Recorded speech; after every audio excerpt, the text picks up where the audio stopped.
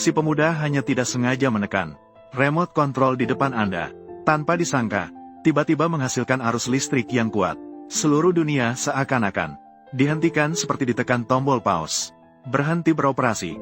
Namun hanya si pemuda di depannya tidak terpengaruh sedikit pun melihat wanita yang baru saja menolaknya.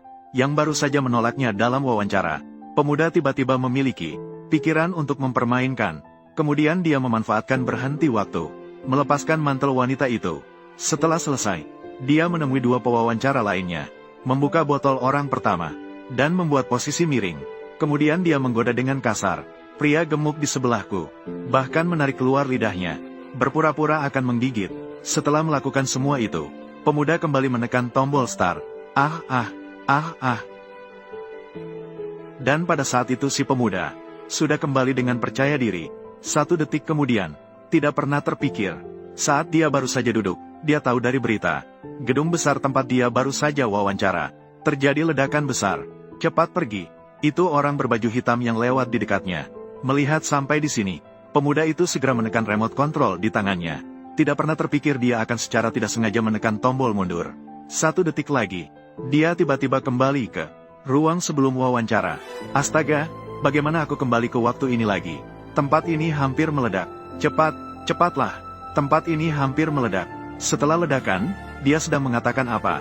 Teman, apakah kamu belum bangun? Kenapa berisik? Cepat tinggalkan gedung ini. Tempat ini akan segera meledak. Apa yang salah dengan Anda, Tuan? Jangan bercanda. Bagaimana bisa meledak begitu saja? Aku melihat akan meledak pukul 1 siang. Seluruh gedung tidak ada yang selamat. Kamu gila. Sekarang pukul 12. Jangan bilang kamu datang dari masa depan. Aku bilang lagi, sekarang aman tanpa bencana alam atau kecelakaan. Dari mana asal ledakannya? Jika ada, itu ulahmu. Saat itu juga, pemuda tiba-tiba melihat orang yang dicurigai berbaju hitam yang dilaporkan di TV. Lalu tanpa pikir panjang, langsung mendekati dan hendak menangkap orang itu. Namun wanita malah mengira pemuda itu gila.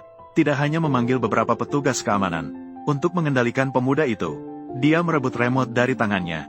Kamu bilang remote control ini bisa mengendalikan waktu. Bahkan bisa mundur, benar. Tidak terjadi apa-apa. Saya akan memberitahu Anda bahwa Anda seorang psikopat. Seharusnya aku tidak menyelamatkanmu. Benar-benar tidak ada waktu. Bukankah kamu bilang ledakan jam 1? Sekarang belum waktunya. Saya akan menunggu di sini. Aku ingin melihat apakah benar-benar akan meledak.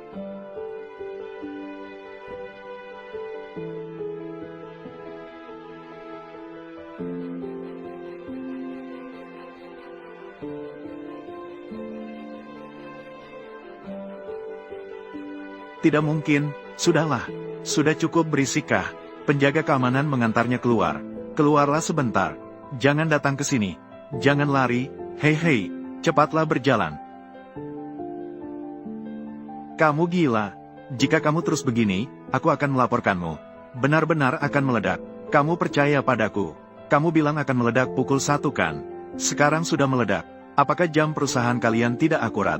Bagaimana mungkin? Mendengar sampai di sini, pemuda segera meraih jam tangan yang dipakai wanita itu. Tidak disangka waktu masih belum pukul 1. Dan semua ini, semuanya karena perusahaan wanita itu untuk mencegah keterlambatan karyawan.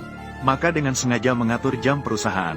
Maju 10 menit. Setelah mendapatkan jawaban ini, wanita itu juga memutuskan untuk sementara percaya pada pemuda kali ini.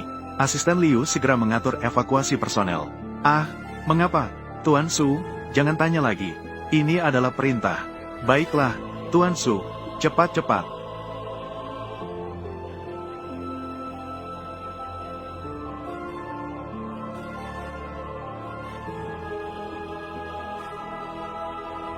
Ternyata benar-benar meledak. Untungnya semua orang sudah keluar. Aku sudah bilang padamu, kamu tidak percaya. Maafkan aku, Yevan. Sebelumnya saya salah paham padamu. Untungnya kamu terus bersikeras. Sahabat, terima kasih telah menyelamatkan saya. Tadi saya masih meledekmu. Terima kasih telah tidak mempermasalahkan masa lalu. Besar budi tak terbalas dengan apapun. Jadi, jangan pernah meremehkan orang lain di masa depan. Setelah memberi mereka pelajaran, pemuda itu langsung pergi ke toko lotre setelah berbalik. Karena dia merasa kemampuannya mungkin bisa menghasilkan banyak uang di tempat ini. Tapi tak disangka dia bertemu dengannya di sini. Wanita yang baru saja memberinya Mantan istrinya yang sombong setelah mengenakan topi. Melihat pemuda, malah ingin kaya dengan cara seperti itu. Langsung mencemooh pemuda itu. Setelah berkata begitu, si kaya beli 10.000 tiket lotre dengan tantangan. Hasilnya dia benar-benar mendapatkan hadiah besar 5 juta. Tapi pemuda itu tidak akan membiarkannya begitu saja. Langsung menekan tombol kembali di remote. Setelah kembali ke toko saat pertama kali masuk, segera dibeli. Baru saja anak konglomerat memenangkan nomor undian 5 juta.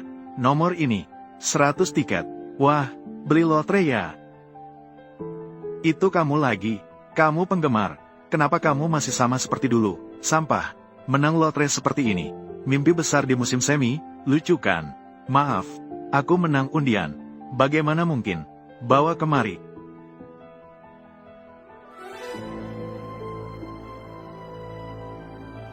Kamu penggemar.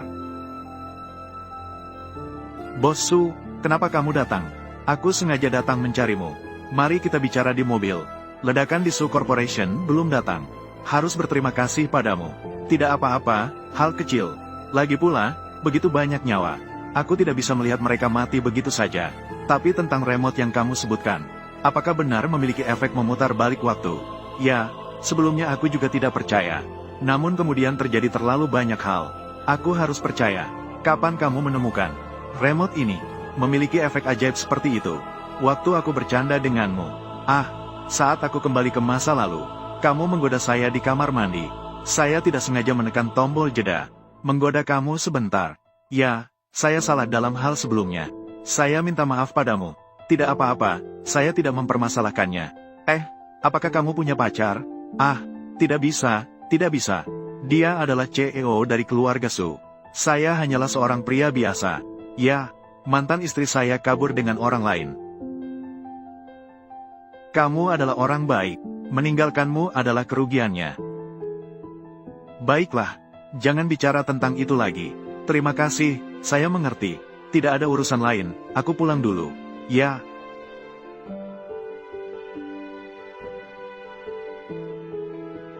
Yevan, tunggu sebentar. Nyonya, Tuan meminta kamu pulang. Pulang untuk apa? Tidak mungkin lagi bicara tentang perjodohan. Kamu beritahu ayahku. Saya tidak akan menikah dengan seseorang yang bernama Fu.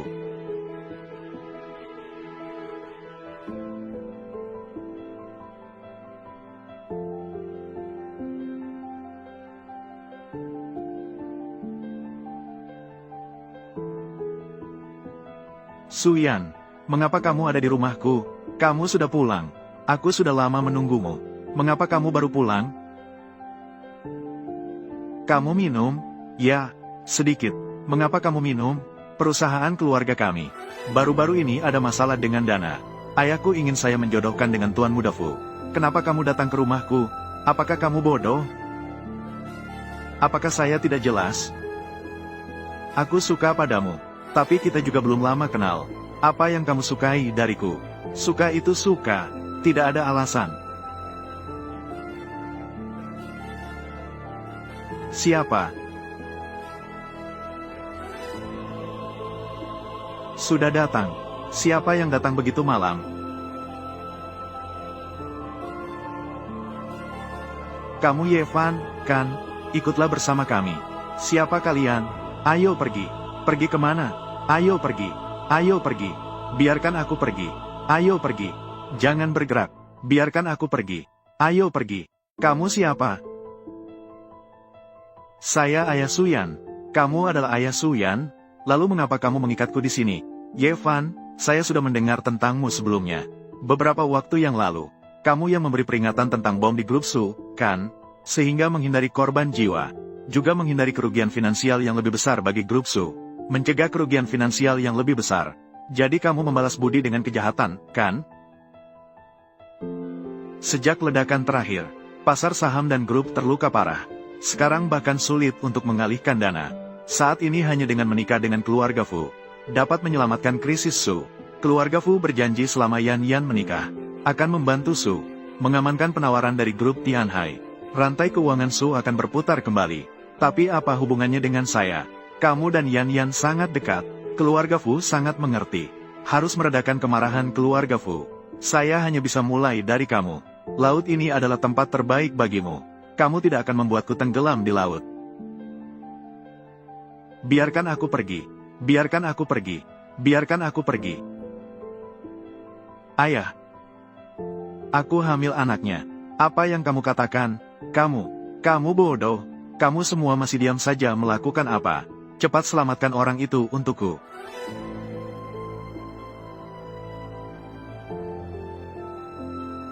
Mengapa kamu harus memberitahu ayahmu?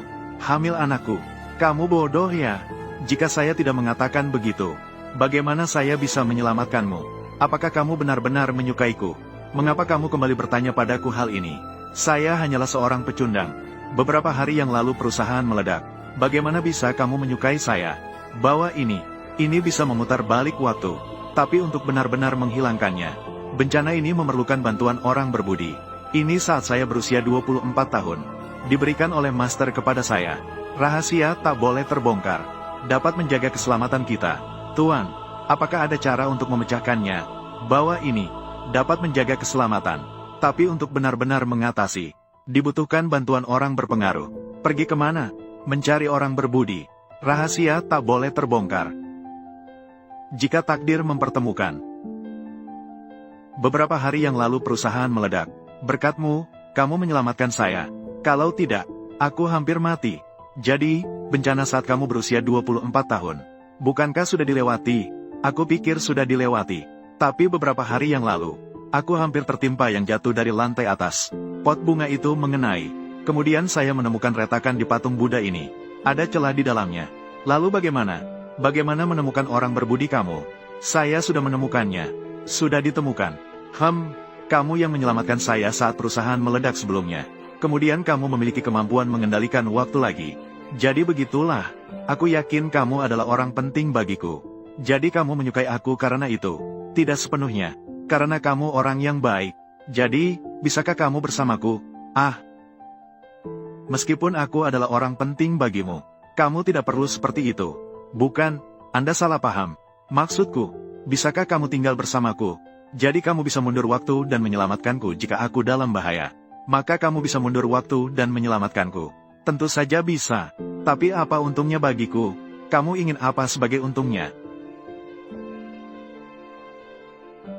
Aku ingin. Saya akan mempertimbangkannya. Kamu salah paham. Aku ingin semua uangmu. Kamu, ada apa?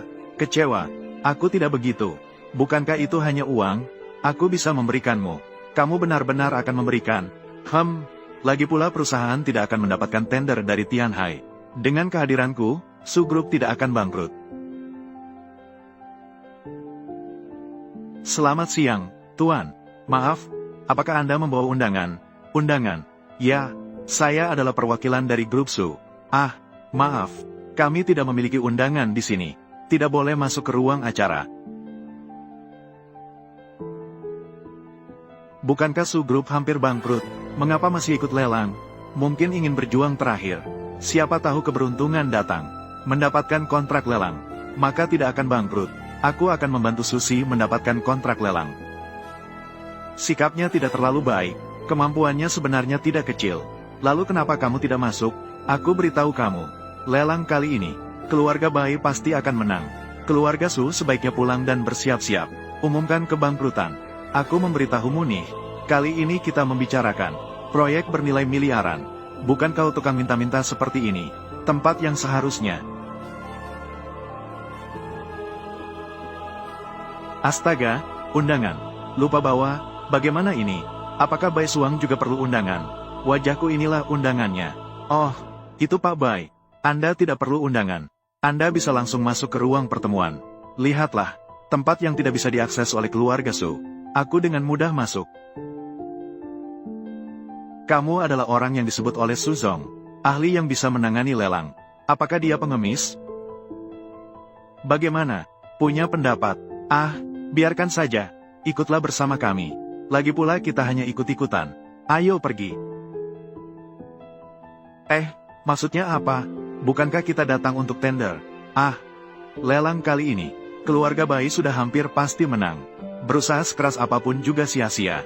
Siapa yang tahu hasilnya sampai akhir? Saat ini perusahaan Su sudah berada di ujung tanduk. Keluarga Bai sangat kuat secara finansial. Kita sama sekali tidak bisa bersaing.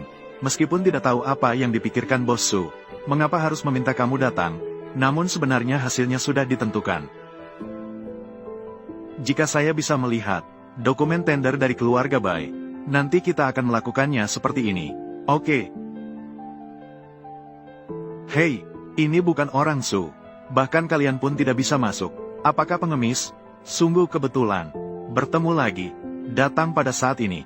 Bukankah kalian ingin mencuri data kami? Siapa bilang kami ingin mencuri? Kamu juga tidak berani. Saya akan melihat dengan jujur.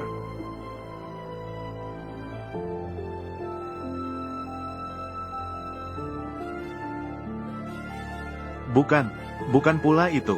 Di mana dokumen tendernya? Mengapa tidak bisa menemukannya? Ah. Mengapa Bos Bai masih bermain dua hati?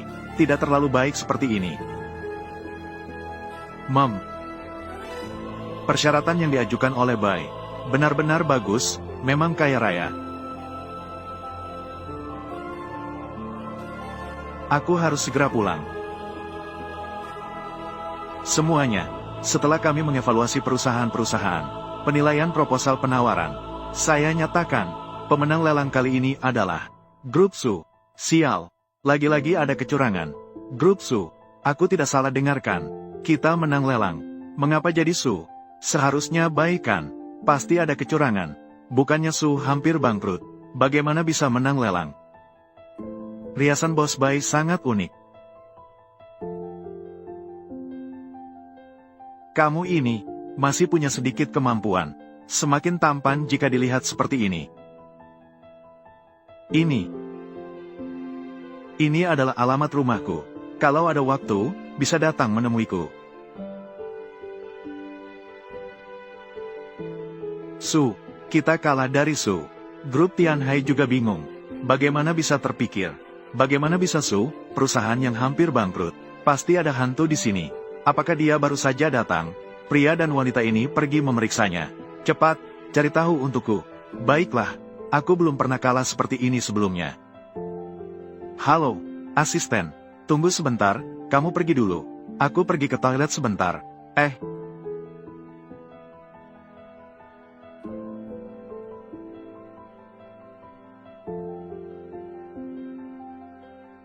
Pesanan dari Su berhasil. Asisten Liu.